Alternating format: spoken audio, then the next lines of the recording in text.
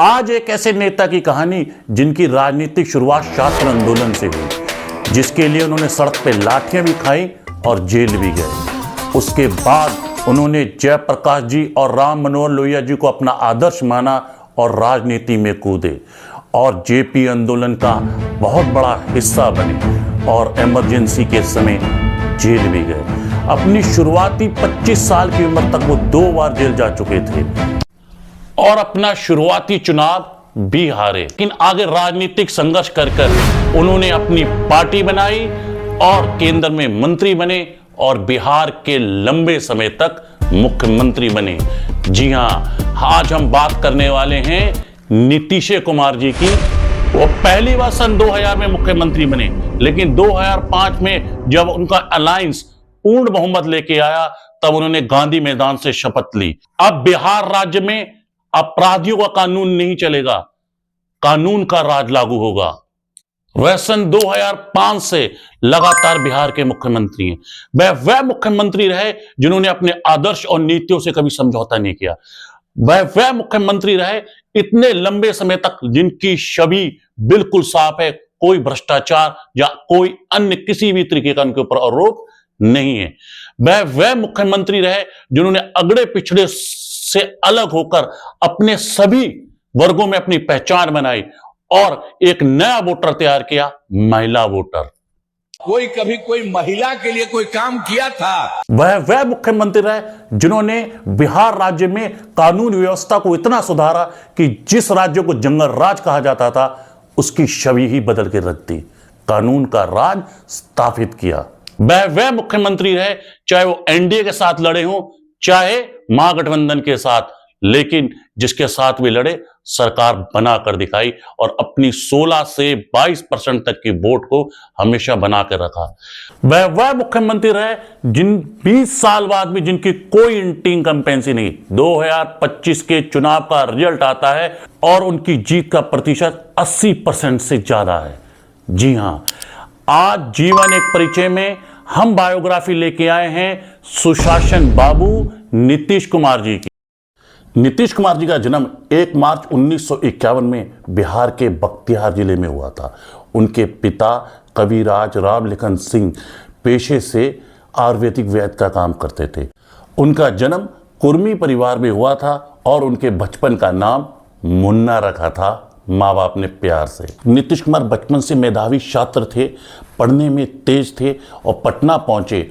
Patna college of engineering जो NIT Patna है, वहाँ से इलेक्ट्रिकल इंजीनियरिंग भी की और शुरुआत में बिजली डिपार्टमेंट में काम भी किया। कॉलेज के समय से ही वो छात्र राजनीति में भी आए।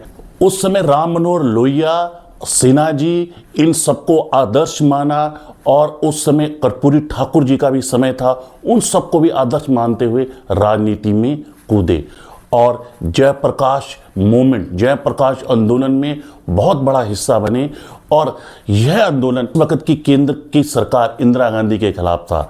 जब बाद में इमरजेंसी लगाई गई तब नीतीश कुमार जेल में भी बंद रहे, इमरजेंसी के दौरान जेल में भी रहे। हालांकि अपने वो शुरुआती चुनाव हारे, लेकिन पहली बार 1985 में जनता दल से विधायक बनकर आए। उस समय बिहार की राजनीति में कर्पूरी ठाकुर के बाद लालू प्रसाद यादव का उदय हो रहा था। 1989 में उन्होंने अब बिहार विधानसभा में लालू प्रसाद यादव को लीडर ऑफ अपोजिशन बनाने में भी सबसे बड़ा सहयोग किया। जनता दल के उथल पुथल के बाद फिर समता पार्टी जॉर्ज फर्नांडिस द्वारा समता पार्टी का वह हिस्सा बने और सांसद भी बने। अपनी पार्टी के कोटे से अब वो एनडीए सरकार में रेलवे मिनिस्टर बने और तत्काल और ऑनलाइन बुकिंग जैसी योजना लागू कर रेलवे के अंदर एक नया अध्याय शुरू किया और रेलवे बुकिंग को और आसान कर दिया और टिकट बुकिंग दर बहुत तेजी से वृद्धि हुई। तब गैसाल में एक रेलवे दुर्घटना हुई जिसके तहत उन्होंने उसी वक्त अपनी जिम्मेदारी को समझते हुए इस्तीफा दे दिया। I think it's total failure of the railway. That's why I have accepted the responsibility. और ये चूक ही हम सिर्फ इसको नहीं कहेंगे, ये आपराधिक नेग्लिजेंस, क्रिमिनल नेग्लिजेंस। इसलिए इसको हम पहले तो ओन करते हैं इसकी रिस्पॉन्सिबिलिटी और हमने रिजिग्नेशन। सन 2000 से पहले लालू प्रसाद यादव का ही उदय था, लेकिन उनके ऊपर भ्रष्टाचार के आरोप लगे चारा घोटाले के। तो सन 2000 का विधानसभा चुनाव बिहार में लालू प्रसाद यादव की पार्टी राष्ट्रीय जनता दल जेडीयू और कांग्रेस ने अलग अलग लड़ा, लेकिन इस विधानसभा चुनाव में किसी को बहुमत नहीं मिला। सन 2000 में नीतीश कुमार जी पहली बार मुख्यमंत्री बने, लेकिन जल्दी ही त्यागपत्र देना पड़ा क्योंकि बहुमत वो भी स्थापित नहीं कर पाए। लेकिन लालू प्रसाद यादव किसी न तरीके से कुछ गुटों को एकजुट करके सरकार बनाने में सफल हो गए और उस वक्त उन्होंने अपनी पत्नी श्री राबड़ी देवी जी को बिहार का मुख्यमंत्री बनाया। श्री राबड़ी देवी बिहार की पहली महिला मुख्यमंत्री थी। अक्टूबर 2003 में शरद यादव गुट समता पार्टी, जिसमें जॉर्ज फर्नांडिस, समता पार्टी जॉर्ज और लोक जनशक्ति सब लोग इकट्ठा होकर एक पार्टी बनाई गई जिसका नाम रखा गया जनता दल यूनाइटेड। चुनाव चिन्ह तीर। और 2005 में वे अपने गठबंधन एनडीए से चुनाव लड़े और बहुमत भी सिद्ध किया। इस तरीके से पूर्ण बहुमत के साथ नीतीश कुमार जी 2005 में मुख्यमंत्री दूसरी बार बने और इस तरीके से बिहार में अब एक नया युग शुरू हुआ। जी हां, श्री नीतीश कुमार का युग शुरू हुआ और उनको शुरू के 5 साल के अंदर ही सुशासन बाबू का नाम दिया गया। और बिहार के अंदर महिलाओं को पंचायत और निकाय चुनाव में 50% आरक्षण देकर महिलाओं की भागीदारी को और बढ़ाया और ऐसा करने वाला बिहार भारत का पहला राज्य बना। नीतीश कुमार भी बैकवर्ड कास्ट से आते थे, कुर्मी परिवार से आते थे। 2010 की विधानसभा इलेक्शन में अपनी जीत फिर दोहराई और एनडीए के साथ मिलकर फिर मुख्यमंत्री बने। 2010 के बाद उन्होंने कई ऐतिहासिक कदम भी लिए, जैसे गरीब लोगों के लिए राशन का प्रोग्राम और स्कूल जाने वाली बच्चियों के लिए बाइसिकल, साइकिल गिफ्ट में देना, जिससे स्कूल जाने वाले बच्चों की संख्या में बड़ी दर तक वृद्धि पाई गई। 2013-14 में जब एनडीए ने प्रधानमंत्री पद के लिए गुजरात के मुख्यमंत्री नरेंद्र मोदी को प्रधानमंत्री का चेहरा बनाया, तब नीतीश कुमार जी की नाराजगी गोधरा दंगों से पहले ही गुजरात के मुख्यमंत्री का साथ थी। तब यह एनडीए अलायंस वो तोड़कर अपने विरोधी लालू प्रसाद यादव के गले मिल गए। जहां 2014 के लोकसभा चुनाव में अब नरेंद्र मोदी के चेहरे पर भाजपा को पूर्ण बहुमत मिला, वहीं बिहार के अंदर जेडीयू नीतीश कुमार का प्रदर्शन बहुत खराब हुआ। इस सबको देखते हुए उन्होंने मुख्यमंत्री पद से अपना त्यागपत्र दे दिया और अपनी ही पार्टी के एक दलित नेता जीतम राम मांझी को मुख्यमंत्री पद पर बैठाया।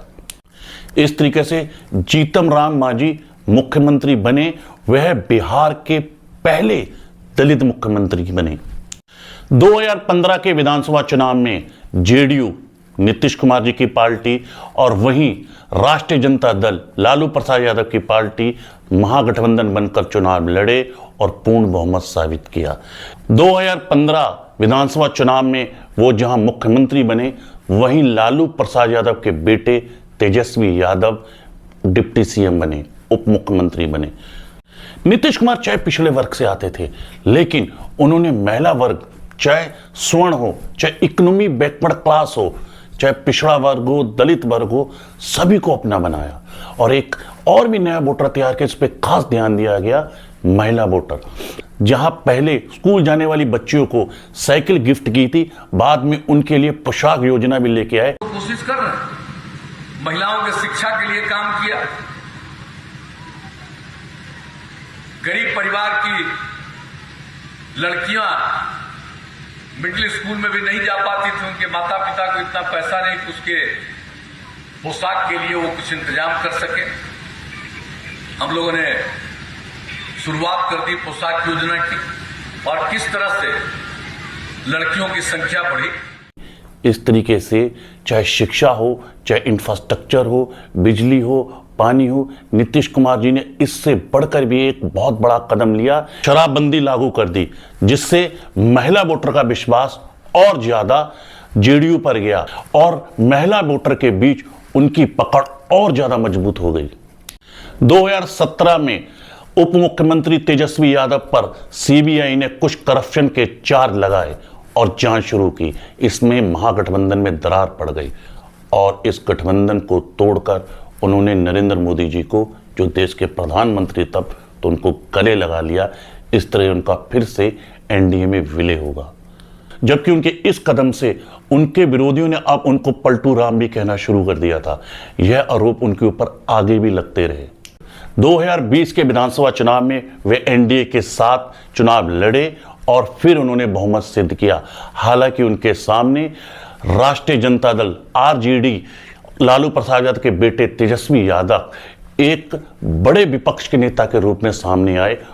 2022 में उन्होंने फिर एनडीए से अपना रिश्ता तोड़कर महागठबंधन के संग रिश्ता जोड़ लिया। राष्ट्रीय जनता दल आरजेडी और कांग्रेस से मिलकर फिर वो मुख्यमंत्री बने।